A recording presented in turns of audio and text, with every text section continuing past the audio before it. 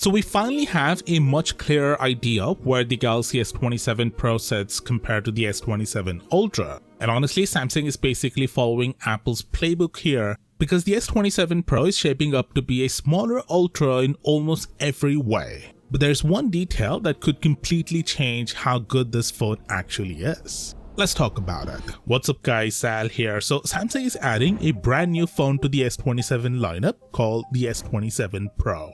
And yeah, the name alone already tells you what they're trying to do. But the interesting part is that this phone is apparently going to share a lot of the Ultra's features while ditching things like the S Pen. And now we've got some new details that show exactly how Samsung plans to separate the Pro from the Ultra. Starting with the size, because this is where the biggest difference is. According to Universe, the S27 Pro will feature a 6.47-inch OLED display, while the S27 Ultra keeps the massive 6.9-inch panel. So yeah, that's a pretty noticeable difference in hand. I even made renders based on the exact dimensions, and the difference is pretty obvious side by side. If you want a real-world comparison, just think S Pen Plus next to the S20 Ultra.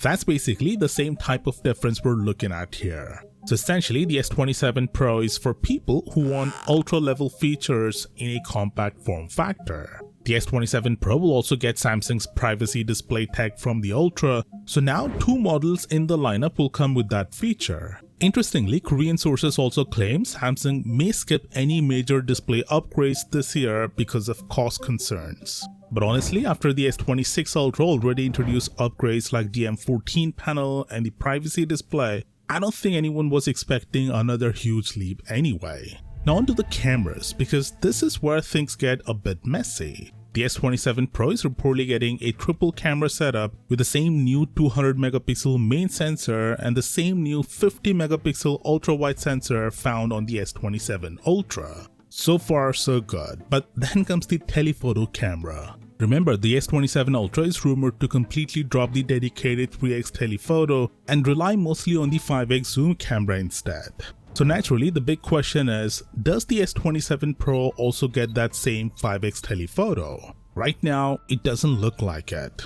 Universe says the Pro model will use a different camera sensor compared to the Ultra. He hopes Samsung uses the 3.5x 50 megapixel ALOP sensor that they've been supplying to Chinese phone makers. But that's not confirmed, that's just what he wants Samsung to do.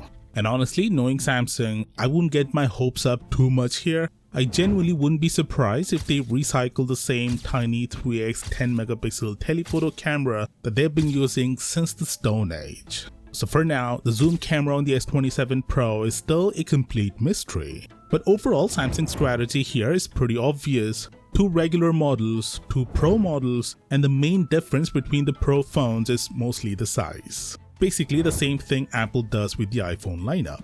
The only difference is Apple gives both Pro iPhones the exact same camera system. Whether Samsung does the same depends entirely on what happens with the third zoom camera. Oh, and just like the S27 Ultra, the S27 Pro is also rumored to get the new horizontal camera layout. The redesign itself still hasn't been fully confirmed yet, but more and more sources are now pointing towards Samsung refreshing the design this year. Still, until CAD renders leak, I'll take everything with a grain of salt. Now speaking of terrible decisions, Sony just embarrassed themselves in the funniest way possible. Sony recently announced their new flagship phone, the Xperia 1 Mark 8, and like every tech company on earth right now, they immediately started screaming about AI. So they introduced this new feature called AI Camera Assistant and proudly showed off sample photos to promote it. There's just one tiny problem. The AI photos looked absolutely horrible. I'm not even joking. People genuinely thought Sony uploaded the wrong images by accident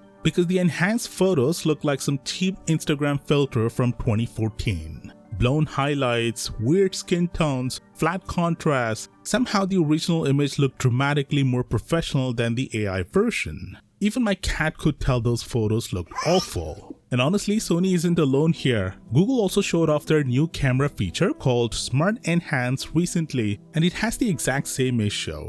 Everything gets brightened evenly until the image loses all depth and atmosphere. Now, to be fair, Google's AI results are nowhere near as disastrous as Sony's, but still, how are these multi-billion or trillion-dollar companies looking at these photos and genuinely thinking they look good? Anyway, Samsung is currently running some pretty good deals on the S26 Ultra and the Buds 4 Pro right now. You're getting a flat $250 off the Ultra plus an extra $100 Samsung credit, and the Buds 4 Pro are getting a flat $30 discount. Limited time offer, links are down below. And finally, Samsung was supposed to fix one of the biggest problems with the Z Fold 8, but that upgrade is now completely off the table. And what makes it even worse is that Apple's iPhone Fold might actually end up getting that feature first instead.